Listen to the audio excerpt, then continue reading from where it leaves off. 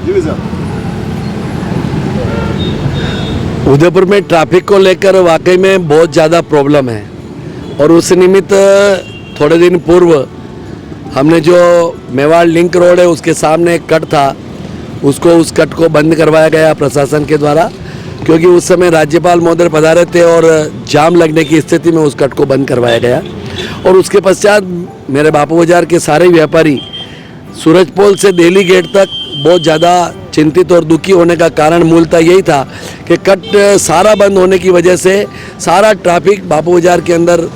आने लग गया और जो कंज्यूमर था, जो कस्टमर था, वह बापू बाजार के नहीं आ रहा था। बापू बाजार के सारे व्यापारी बहुत दिनों से परेशान थे, दुखी थे और उसका परिणाम ये हुआ कि बापू बाजार के व्यापारियों को मजबूरन कल मीटिंग करके यह 18 तारीख तक चेतावनी देनी पड़ी और एसपी साहब और कलेक्टर साहब से निवेदन किया, आदरणीय कटारिया साहब से भी निवेदन किया, महापौर जी से भी निवेदन किया कि इस समस्या का समाधान निश्चित रूप से निकालना चाहिए। जब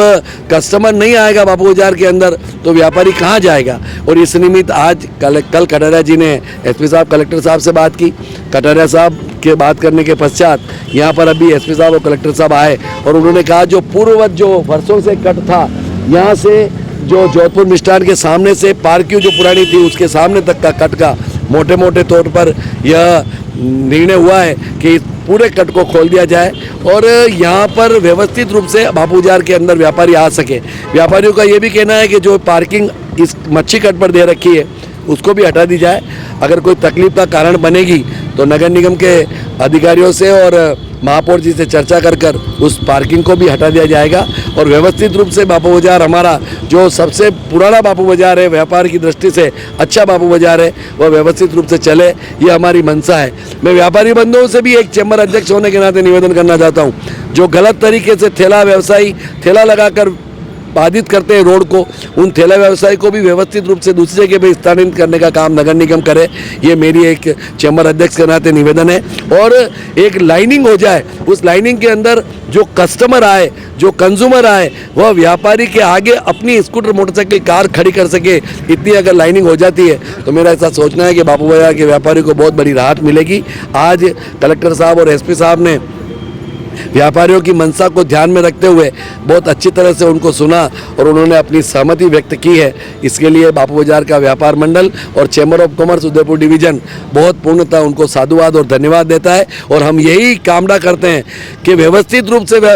पार्किंग चले, व्यवस्थित रूप से रोड चले, जैसा बापू बाजार के व्यापारियों ने कहा है वहाँ भी बैठकर उसका समाधान करने का प्रयास करने का निश्चित रूप से कोशिश करेंगे। धन्यवाद। एलिवेटेड रोड को लेकर बहुत चर्चा चल रही है, तो क्या कहना चाहेंगे? मैं आपके चैनल के माध्यम से स्थिति स्पष्ट कर देना चाहता हूँ। एलिवेटेड रोड का प्रपोजल हमारे जीएस टाक जो हमारे महापौर साहब है, उन्होंने शिव किशोर जी सनाडी को जब चेयरमैन थे यूएटी में उस समय दिया था और ये बात सत्य है कि उन्होंने दिया था रेलवे स्टेशन से वह एलिवेटेड रोड चले और कलेक्टर साहब के बंगले के आगे तक वहाँ पर उतरे और एक उसका जो फांग है वह हॉस्पिटल रोड पर उतरे, ऐसा एक ड्राइंग बनाकर महापौर जी ने दी थी। लेकिन किन लोगों ने उसमें कटौती की ये मुझे जानकारी नहीं है, उसका स्पष्टीकरण होना चाहिए। और वह रेलवे स्टेशन की बजाय वह उदयपुर चौराहे के आगे से जो हमारा सीना ट्रैवल से सामने हमारी यात्री होटल से वहाँ से ड्राइंग बना दी गई और ड्राइंग पूर्णतः ऐसी बनी कि जिससे कि व्यापारियों की दुकान के आगे 18-18, 20-20 फीट की दीवार बन रही थी। इसलिए वहाँ के व्यापारी,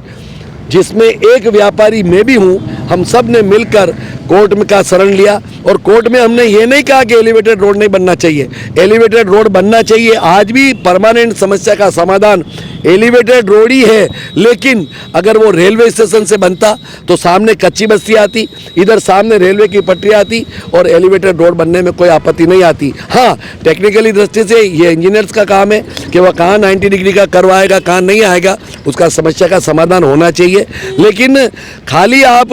उदयपुर चौराहे से अगर वो नहीं चढ़ाया जाता एलिवेटेड रोड तो मेरे ख्याल से शायद आज उदयपुर की जनता को बहुत बड़ी राहत मिल जाती। अब भी कुछ भी नहीं बिगड़ा है। पुनः एक बार अब रेलवे स्टेशन से उस एलिवेटेड का नक्शा बनाया जाए। अगर 100 करोड़ रुपए ज़्यादा लगे तो लगे, अवाप्त करनी पड़े किसकी अगर प्रॉपर्टी को तो अवाप्त करें, उसको मुआवजा देकर अगर एलिवेटेड रोड व्यवस्थित रूप से बने तो किसी भी व्यापारी को कोई भी तकलीफ नहीं होगी, ऐसा मेरा सोचना है। साहब एलिवेटेड रोड अगर रेलवे स्टेशन से बनता तो निगम को और यूआईटी को बहुत सारा फायदा होगा, क्योंकि अवैध अतिक्रमण हो रखा है। वहाँ से अगर चढ़ेगा तो वहाँ से रोड की चौड़ाई भी मिल जाएगी अधिकारियों को और सबको। तो ये बात तो मैं कह रहा हूँ ना, महापौर जी ने शिव किशोर जी सनाटी को जो सुझाव दिया था वो एलिवेटेड का रोड का सुझाव ही रेलवे स्टेशन से था, लेकिन वह किन व्यक्तियों ने अपने स्वार्थ के लिए उद्यापोल पर लाए ये उसकी जांच का विषय, मैं उस पर जाना नहीं चाहता हूँ। और लेकिन आज दिल्ली गेट के ऊपर आपको ध्यान हो तो ये जो वक्फ बोर्ड की ज़मीन है वह वक्फ बोर्ड वाले भी तैयार है कि वहाँ से सीधा एलिवेटेड रोड निकले,